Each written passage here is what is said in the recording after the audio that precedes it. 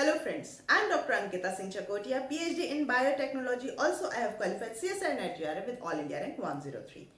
I am educating different topics of biology, current affair for the UPSC level exam, polity, on my YouTube channel, day-to-day update from last 2 years. And today's topic of our tutorial is trachea. As we have already discussed about the nasal cavity, larynx, pharynx, so we do not go in detail about them.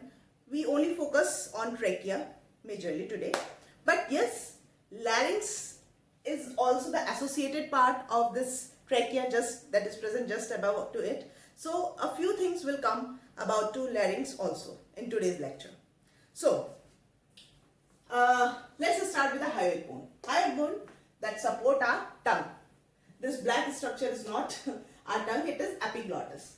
This epiglottis, okay, which is the part of larynx. Now, this hyoid bone actually attached to this larynx, and larynx may be to the thyroid cartilage via thyrohyoid membrane.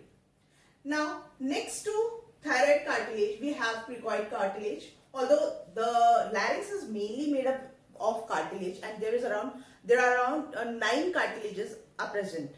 A few are in pair, 3 are in pair, and 3 remain unpaired.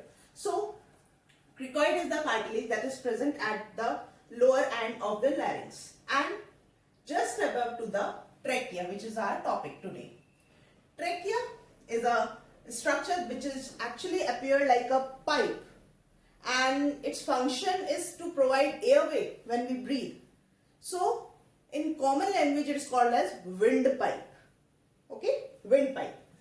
And the length of this windpipe is, or the trachea is 10 to 12 centimeter, while diameter is 1.5 to 2 centimeter. Now, this diagram is presenting the anterior view, like this view. The trachea is mainly made up with the cartilage, hyaline cartilage, and this hyaline cartilage makes C-shaped structure. They are not complete ring. They are C-shaped structure. They are incomplete ring. Okay. They are incomplete on the posterior side, while on the anterior side they are complete round structure. Now here we have the side view of this trachea and the larynx. We start from here. It is epiglottis of larynx, cuneiform cartilage, corniculate cartilage, छोटे से जो है यहाँ पे. Here we have arytenoid cartilage, जिससे कि vocal cord attached रहते हैं, and this purple structure is thyroid cartilage. Here we have Adam's apple, and again the green one is the cricoid cartilage. So this is actually nothing, it is larynx again. And here we have the rings of trachea which is C-shaped. This is the anterior, and while this is the posterior. And at the posterior end we can see there is a pinkish color I have drawn. So this pinkish colored structure is nothing, it is trachealis muscle. Actually this, as I have already told you, that the rings are incomplete at the posterior side. So the muscles actually make it complete. It combines both the ends. Okay, on this gap the muscles are attached. So, and the muscles are present at the posterior end. But just behind to this trachea we have our food pipe, that is esophagus. So these muscles are present actually posterior to the ring, tracheal ring, while anterior to the esophagus. Now, let's move on to this view. This is the posterior view. As we can see, मैंने यहाँ कुछ rings incomplete ही छोड़े हैं, muscles नहीं बनाए हैं, so that you can differentiate कि अगर muscles नहीं होगा तो यहाँ पे incomplete होगा at the posterior end, but हाँ muscles होने से it becomes a complete structure. But actually it's not a complete circular structure, it is a horseshoe shaped. देखा होगा horseshoe shape तो इस तरह का बनता है, ठीक है? This is a one ring of the trachea, which is made up with the hyaline cartilage. Brown structure is hyaline cartilage.